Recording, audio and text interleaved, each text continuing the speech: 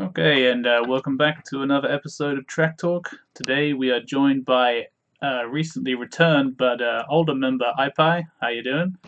Hi, doing all right? Awesome. He kind of popped up yesterday with a new track, Lines, but I believe we'll be talking about Mountain today. Is that right? Yes. Yeah, Yeah, it's been a couple of years, so this ought to be interesting. I'm just getting back into things, and it's crazy what's going on. yeah. There's a lot of change in Line Rider at the moment. It's a happening scene, if I could say that. So yeah, tell me about Mountain. I mean, I've heard a lot of things about this track. Obviously, I've seen the track multiple times. It's awesome to actually be able to talk to the creator, but I have, heard this called like one of the greatest manual tracks of all time. So, That pretty much was my goal. uh, yeah, I actually, when I initially started making the track, I didn't even have a music choice. The first like 25 seconds of the track, I didn't even have a song. oh, really? So I was initially, I've always been in the manual, so I was initially trying to make just sort of like a roller coaster looking track, like with man. If you look at the beginning, it's like all the lines are really close together. Yeah. So actually, when I started adding in music sync, it it kind of changed the whole style of the track. It was yeah. Okay, yeah. So, the first question I tend to normally roll with is, what was like your inspiration for the track? Like, what made you want to like push to these new heights in terms of manuals in this case?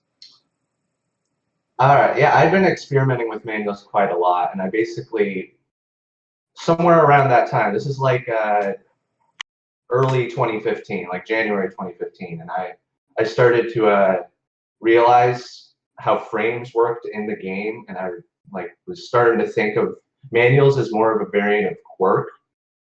So like, I've never been able to really do Quirk well. So I was like, it's the same as Quirk, but you're pushing instead of pulling. So I was Yeah. trying to think outside the box with manuals and see what can you bring, like what more can you do with manuals that hasn't been done yet.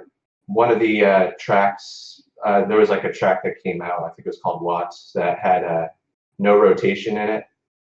And so that was one of the things I started messing with early on because that just hadn't been done before. And the version, it was like, was it 3.4, I think? I was just getting like, it's funny, I was probably 2 years before I even got back into Line Rider then. So I had like All these right. long gaps. So I was like, oh, I got these new tools I can use, and I'm gonna just experiment and see what I can do. Fair enough. So, yeah, you mentioned syncing before. Like, how intentioned were you, do you think, with the syncing for Mountain? But yeah, like I said before, at the beginning, I didn't even have a song choice. Uh, but then the idea came to me to use that song. I was into that album. It's like a really obscure '60s artist. Right. I find myself in these. I'm like a musician, so I find myself finding all this interesting music. Okay, yeah. And I just really got into that song. I was in an emotionally like not great place at the time, and the song just kind of had that feel. So when I first put the song on the track, and I was actually shocked at how well it synced because I made them separately. So it was after that point when I added the song, everything was very intentional. All the movements, everything. Uh, and this was before we even had like music sync tools. So Yeah. I had to use Audacity, and I would like put markers to Yeah. try to like sync up the time in the track, and I would have to like periodically record the track just to make sure that it was all lining up still. That was fun. Damn. Yeah. I bet you had a final time with that. Oh yeah, yeah. Everything with the today's tools would have been much quicker process. Yeah, for sure. So, obviously, like one of the things people will remember about Mountain is that it's technically an unfinished track. So, Hmm. yeah, what happened there? Like, what's the history of this track? Did it get to you in the end? Well, I'm over ambitious. I will say that. I think So I most of us was are. I was gonna just pretty much use the whole song. The whole song's like 6 minutes long, so that wasn't a good idea. But I had a lot planned.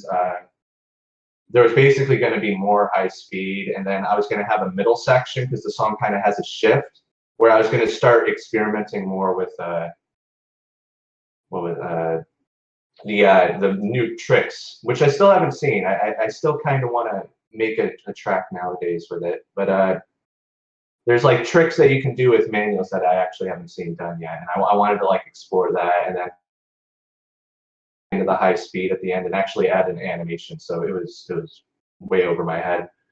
What it ultimately got to me though was I was using Flash, so it was getting to the point where it was just crashing on me all the time. Oh, really? Yeah, so Jeez. it was. I was 9,000 lines in, and I had tons of multi lines to keep Yeah. them balanced on that curve. And yeah, it just didn't pan out. I would So have loved to finish it. yeah. So like also I guess back then this is before the current tools we have now where you can literally just, click on a line and put in as many multi lines as you Oh want. yeah, Yeah. So you were really yeah. in the thick of it. Jeez. Well, actually, I think that version had a multi-line tool where you could hold a button and click on it to duplicate it, like Oh, just okay, yeah. duplicate the line by clicking on it. Yeah. But we didn't have like we couldn't move the lines or anything. What I would do is I would like draw the line and then put a little marker on the end, and then I would move it according to that marker, like redraw the Jeez. entire line each time. Yeah, it's just like Yeah, I think I said at one point that it took me like 2 hours to do 1 second of track at the end there because there were 40 frames. And yeah, it was just tedious. yeah, that's like almost yeah, I guess that's about as intensive as animation tracks or used to be. I mean, like, there's a lot more tools for animation these days. So, how do you feel about It was mountain? it was basically like a an animation in a sense, like Yeah, working frame by frame, yeah, just like more with the movement of Bosch than like an actual image. oh, yeah, I know that crippling pain of 1 second per 3 hours.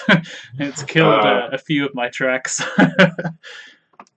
um, yeah. So, how do you feel about mountain now? Is it anything you'd ever want to return to, or have you just completely moved on from it?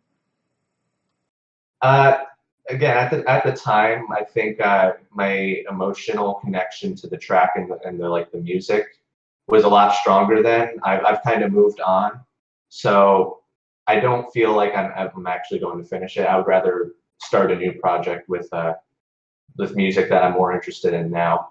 I certainly could finish it. The tools are there, but I just don't think it's worth it at this point.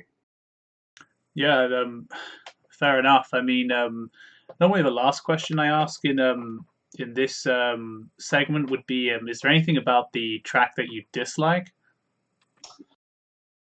Yeah, I guess it was. I remember Rabbit Squirrel's criticism of the track, where he said that the middle section with the dotted lines and the tumbling was kind of out of place, and I kind of see where he's coming from with that because again I just wanted to kind of get like as many tricks out there at that point as I could, and I was like Yeah, I could just have it be like a solid line throughout, but I'm like I don't want to like have it be 3 minutes in that I actually start doing cool things. So I kind of just squeezed some things in earlier, and I'm ultimately glad I did because I didn't end up finishing that, of course. But yeah, I guess that section probably wasn't the best. I would have been fine if that section like was just normal.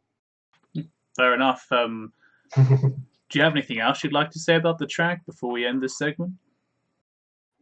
uh, I don't think so. Basically, yeah. All right. So, yeah, that'll conclude this episode of Track Talk. We were graced by the presence of iPie returning out of nowhere. Thank you. Yeah, so yeah, leave some love and hatred down below. Comment if you have any questions. And yeah, we'll return with Behind the Lines. See you next time.